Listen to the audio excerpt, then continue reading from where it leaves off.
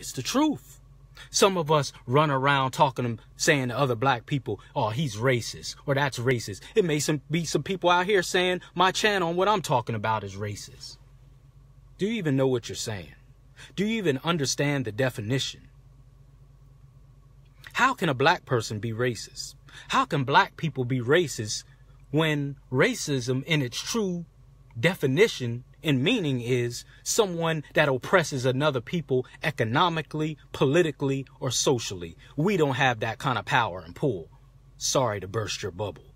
You can be prejudiced, but we don't have the capability to be racist. Stop spreading that false narrative. They can be racist because they have the power and the ability to exercise their prejudice into racism, different levels. If we say, I can't stand that white boy over there, you could say it till you're blue in the face. It ain't nothing you can do about it. But if they say, I can't stand that nigger, they can actually put it into practice. You know how?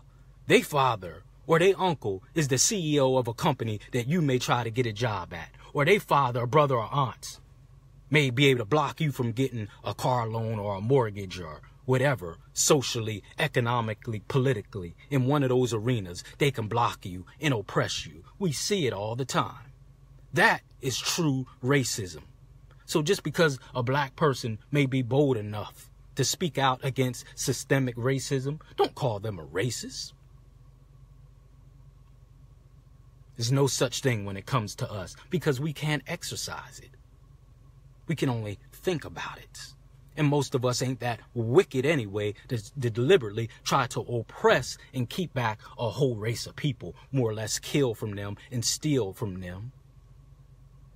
Did you know 8 of the 10 commandments came from the principles of Ma'at? Principles that came 5,000 to 10,000 years before Christianity, Judaism, or Islam. We had spirituality. We're just not told about it.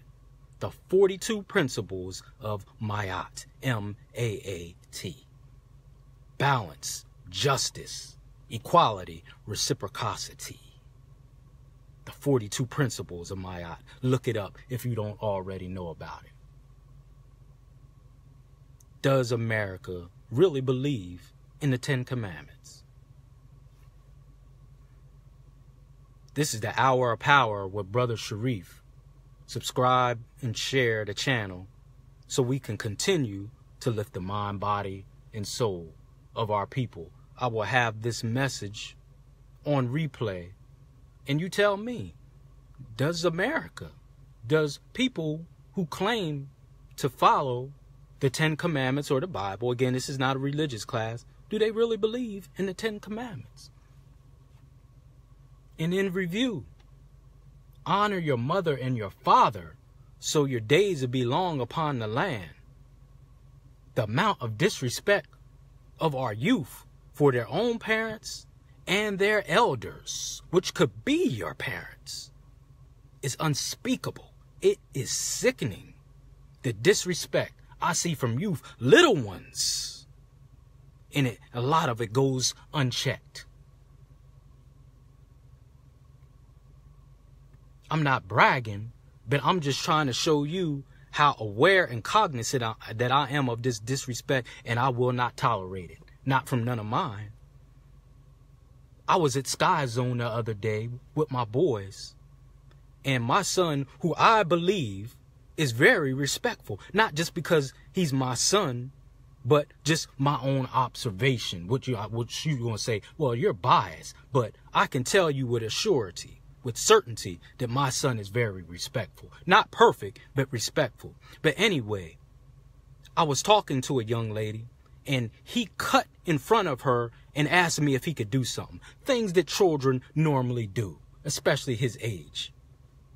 She went and walked away. I pulled him to the side. I said, don't do that again. He said, Dad, what did I do? I said, didn't you see me talking to that adult? I said, you go find her and you tell her you apologize for cutting in front of her while I was talking. And do it now. And he went and did it.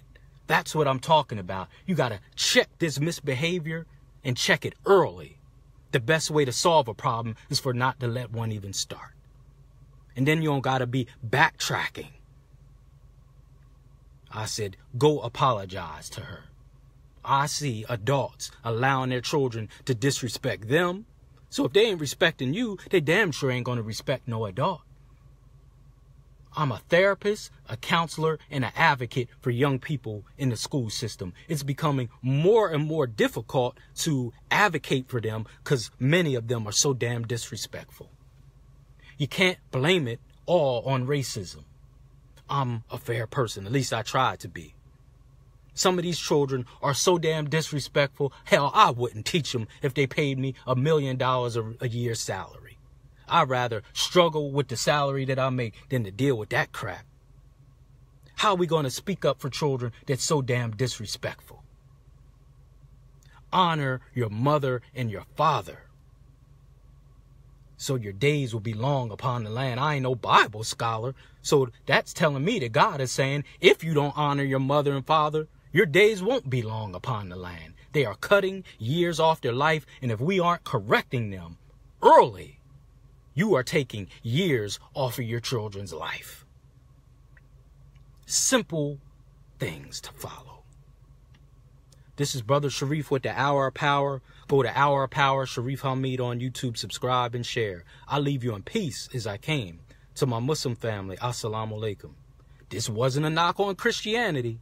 This was not a knock on Christianity. It's something to make you think. Because Easter, as we see it, with the jelly beans, the chocolate, the Easter bunnies, the suits, that has nothing to do with Christ. Okay?